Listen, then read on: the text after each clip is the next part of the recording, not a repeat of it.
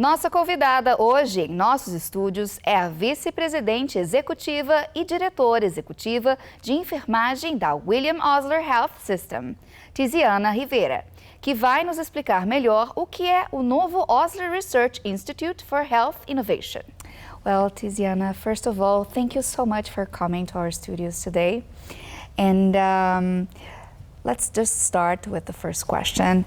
What is the vision behind the Osler Research Institute for Health Innovation, and how does it aim to improve health outcomes in the region? What a great question, and thanks so much for having me here. It's an absolute pleasure. So really our vision is for better health outcomes. We recently launched our Osler Research for Health Innovation, and really what the vision is to underneath one umbrella have all of the researchers at Osler under one institute to help to support and research questions that are important for our community. We know that we have a very diverse and community with very unique healthcare needs, and we've developed this institute to highlight the opportunities that exist in our community to research questions that have great importance for our patients, our families, and the community that we serve.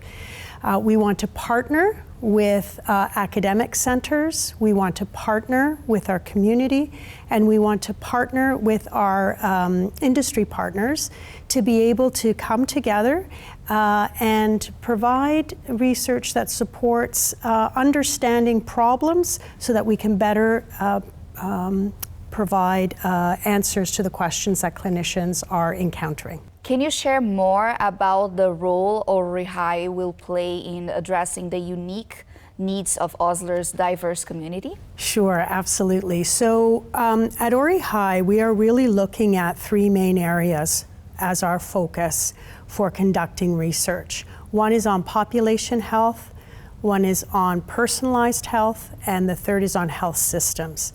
So we want to be able, from a population health perspective, we know that we have a very diverse group within our community. And there are unique things that affect that particular group. So for example, our location of Osler, both in Brampton and in Etobicoke and Peel, we are right off of the airport. We have a very unique patient population that comes directly from the airport that come with specific health needs. Those questions really need to be answered by the clinicians and the patients that come to us so that we can provide them with the answers and the solutions that are best for their health needs. We also have a very large immigrant population. So we want to ensure that what are the unique needs of that group? We have one of the largest births at Osler. Almost 10,000 births a year. And so what are the unique needs of that patient population that we want to be able to deal with? And so the second one is really around personalized health. So we have an opportunity to research questions that provide detailed and evidence-based approaches to healthcare needs within our community. And so it could be lifestyle choices, it could be specific medications that are tailored for our patient population. And then the third is really health systems. And health systems really is an opportunity to look at where in our population that, what is it within our systems? So anything from our systems, our structures, our processes that don't allow for equitable access to healthcare. So what are those questions that'll help us to uncover and provide the answers to our community and our clinicians to better meet the needs of our patient population? So those are the areas we're hoping to really focus in on and provide outcomes to help with the healthcare needs of our community. Oh, I mean, it's a very broad approach. It feels like very challenging to be able to do all of that. So what are the challenges in doing that type of research that's so broad and takes into consideration so many aspects of the community? It's a great question. One of the challenges is our ability to ensure that we have sustainable funding.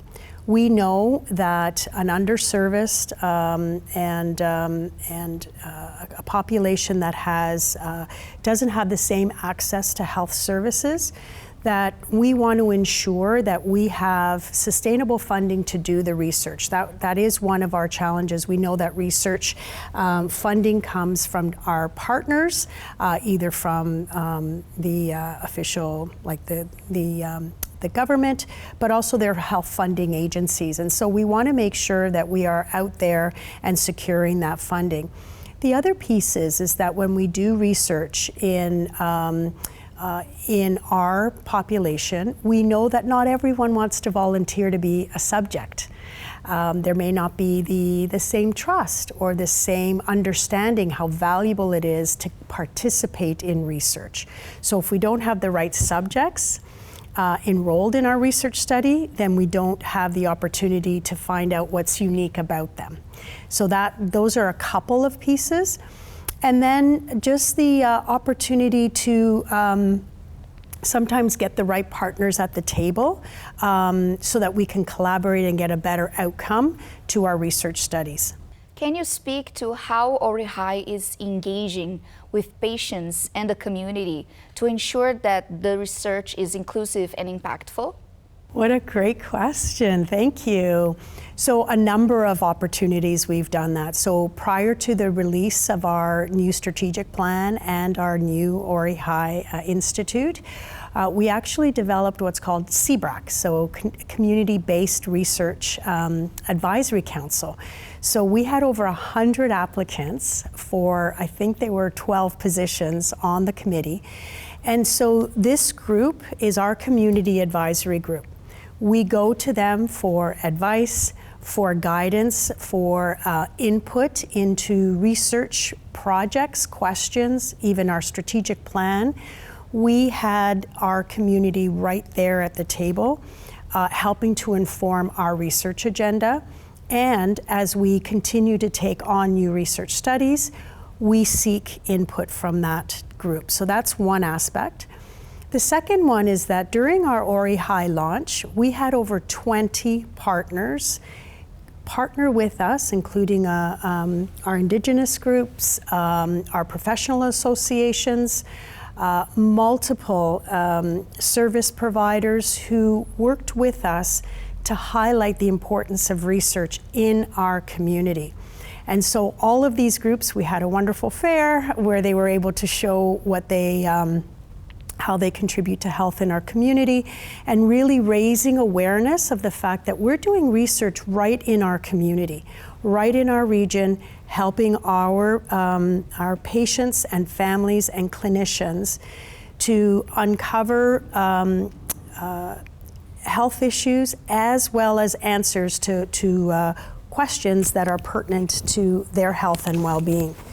And ongoing, we seek it through our outreach programs to continue to get the pulse of our community. And anybody who is interested in being part of a research study should give us a call, and we'd be happy to help them become more engaged in our Ori High initiative.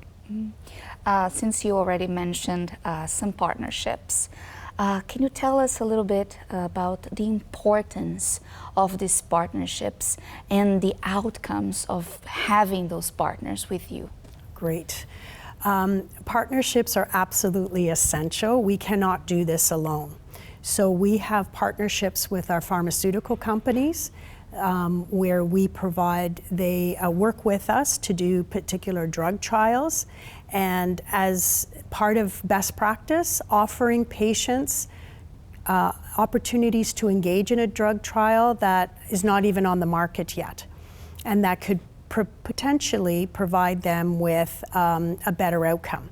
So that partnership with our pharmaceutical companies is really important. We also have partnerships with our academic centers. So as you know, Osler is the primary affiliate with the new Toronto Metropolitan University Medical School. And so we are very eager and to partner with TMU. We also have a very strong partnership with Humber around how do we work with academia to bring in clinicians, to bring in learners, to work with us on our research teams and to generate questions that are relevant to our community. And then of course, our partners are our patients and families in our community. We need them engaged, we need them to know about Ori High, asking questions about the center, how they can get engaged, and being part of our research, our actual research studies. We need them so that we can study issues that are relevant to them and their healthcare.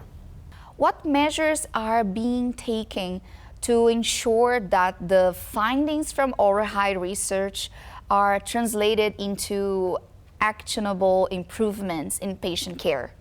Great question. We know that once research occurs, sometimes it takes 10 to 20 years before it actually gets into practice.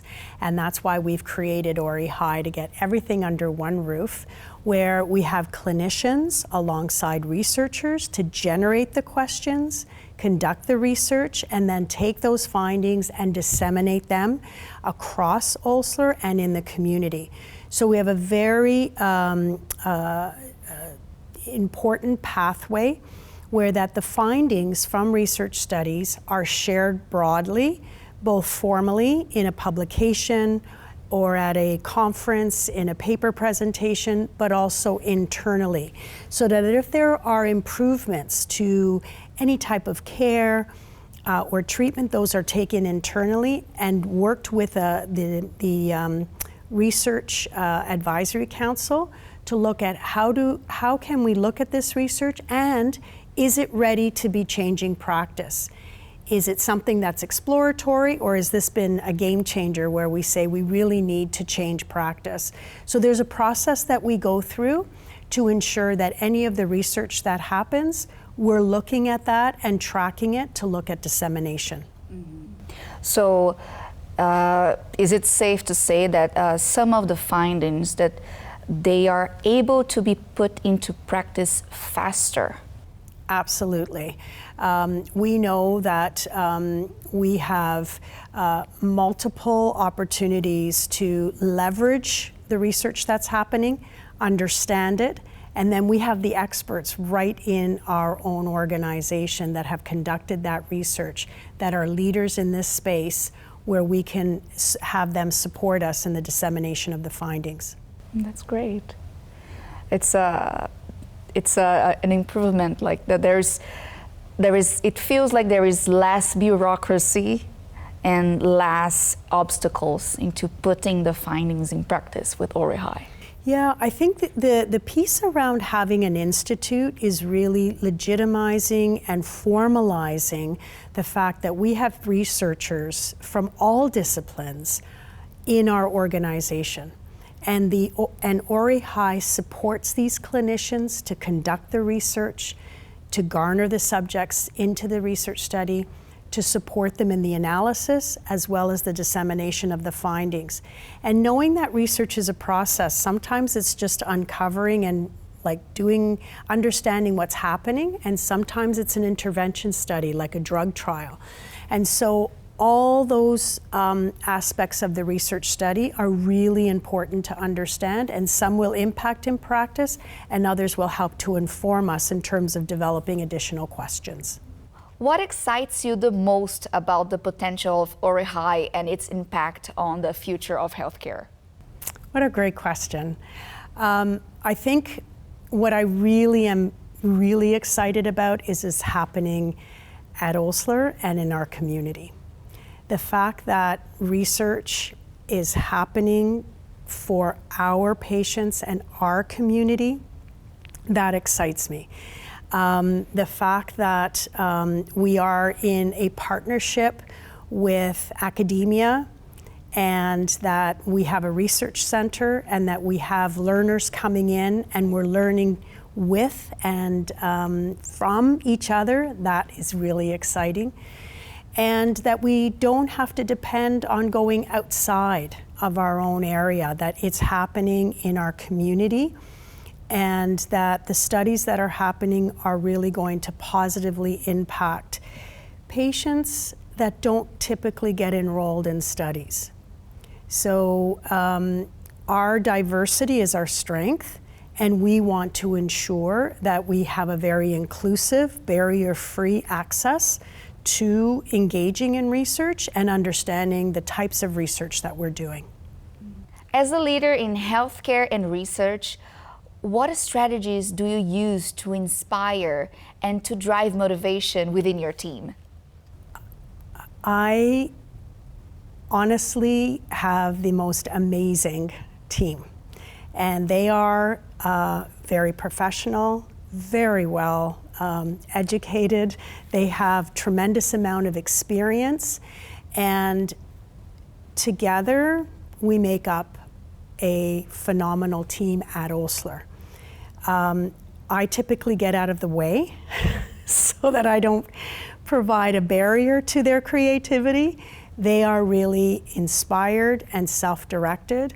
And my role really is to connect people, because I don't have all the answers. I come to this with a tremendous amount of humility and know that there are experts who dedicate their lives to research and to find the answers to really tough problems. And so my role is really to make those connections and then allow the magic to happen. As I always say, the 1 + 1 = 3.